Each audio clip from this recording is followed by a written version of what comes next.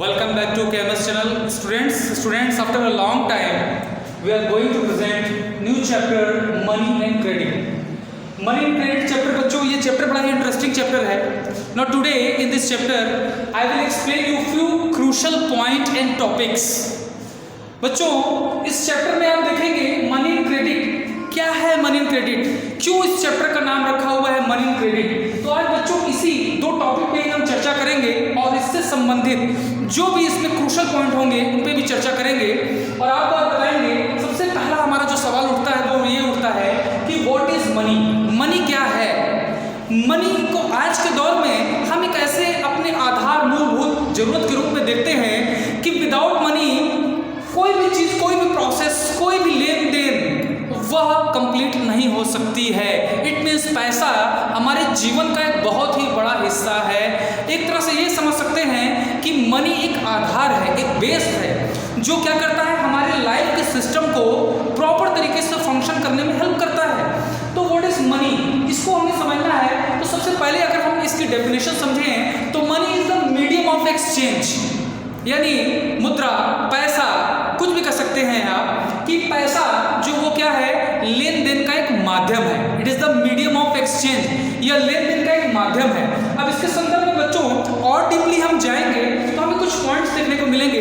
वो हमारा है banks, loans and money functions. तो सबसे पहले बच्चों हम बैंक्स को देखेंगे, लोन्स को देखेंगे कि किस तरह से बैंक्स हमारे लाइफ में क्या इंपॉर्टेंस रखता है, ये किस तरह से हमें लोन्स प्रोवाइड करता है, किस तरह से इसके क्या इंटरेस्ट लगते हैं और एक आम व्यक्ति के जीवन में लोन्स का क्या इंपॉर्टेंस है, वो इसको कैसे यूटिलाइज करता है अपने ट्रेड के पर्पस को लेकर के, लोन्स क्यों लेता है और लोन्स की रिक्वायरमेंट के लिए उसे कौन कौन से डॉक्यूमेंट्स सबमिट करने होते हैं, डिपॉजिट करने होते हैं बैंकर्स को, और उसके बाद उसे जो लोन प्राप्त होता है क्या वो बहुत ही सहज और सरल तरीके से हो जाता है. और फिर मनी फंक्शंस को समझेंगे कि मनी का फंक्शंस क्या है. तो बच्चों सबसे पहले हम समझेंगे इस चैप्टर में कि अर्लियर, प्रारंभ के समय में ही, शुरुआत से ही बच्चों हमने ये देखा है कि earlier we followed the system of barter system. शुरुआत में हम लोगों ने क्या देखा था, शुरुआत में जब मनी नहीं था, जब मुद्रा नहीं था, जब कॉइन नहीं था, जब करेंसी नहीं था, जब मुद्रा यानी रुपया प्रचलन में नहीं था, मनुष्य के जीवन में पैसा बिल्कुल भी नहीं था, लोग इसे जानते नहीं थे इसके बारे में, तब हम लोग बार्टर सिस्टम को फॉलो करते थे. यानी अगर हम इसका शाब्दिक अनुवाद हिंदी में निकालें तो हम कह सकते हैं वस्तु विनिमय प्रणाली. अकाउंट की भाषा में भी हम इसको वस्तु विनिमय प्रणाली के नाम से जानते हैं. यानी एक वस्तु के बदले दूसरे वस्तु का लेन देन यानी आदान प्रदान. ठीक है बच्चों, यानी हमें क्या करना होता था कि सपोज किसी ऐसे व्यक्ति को, सपोज कि मेरे पास क्या है, मेरे पास सपोज मान लीजिए कि मिल्क है और मैं मिल्क पीते पीते या मिल्क से संबंधित कोई भी चीज बनाकर खाते खाते थक गया हूँ, फेडअप हो गया हूँ, टायर्ड अप हो गया हूँ, एग्जॉस्ट हो गया हूँ, थक चुका हूँ, बोर हो चुका हूँ, कुछ भी कर सकते हैं आप. लेकिन आज मेरा खाने का मन फ्रूट्स है, फल है, लेकिन मेरे पास फल नहीं है. तो सबसे पहली चीज कि मैं किसी एक ऐसे व्यक्ति की तलाश करूंगा जिसके पास फल होगा, क्योंकि मुझे फल खाना है, मुझे फ्रूट्स की रिक्वायरमेंट है. मैं किसी ऐसे व्यक्ति को ढूंढूंगा जिसके पास फल होगा, फिर मैं ऐसे किसी व्यक्ति को ढूंढूंगा जहां पे फल मुझे मिल जाए. अगर वो व्यक्ति की तलाश पूरी हो गई, वो व्यक्ति मुझे मिल गया,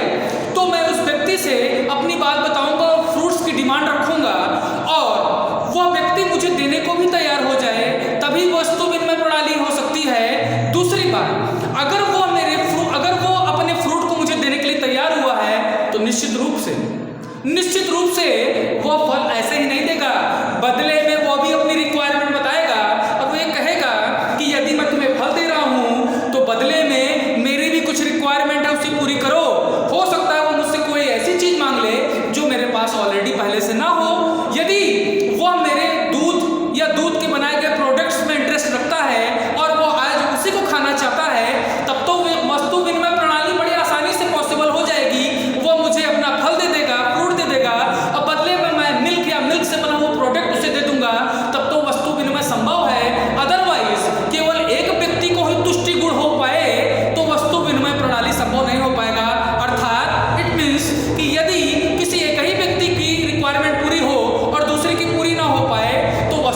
संभव नहीं हो सकता था। उस दौर में इन्हीं सारी त्रुटियों को देखते हुए, इन्हीं सारी समस्याओं को देखते हुए वस्तु विनिमय प्रणाली धीरे धीरे समाप्त होता चला गया, क्योंकि फिर क्या आ गया प्रचलन में मुद्रा आ गया, और उस समय कॉपर के, गोल्ड के, सिल्वर के और कई धातुओं के सिक्के बनाए जाने लगे।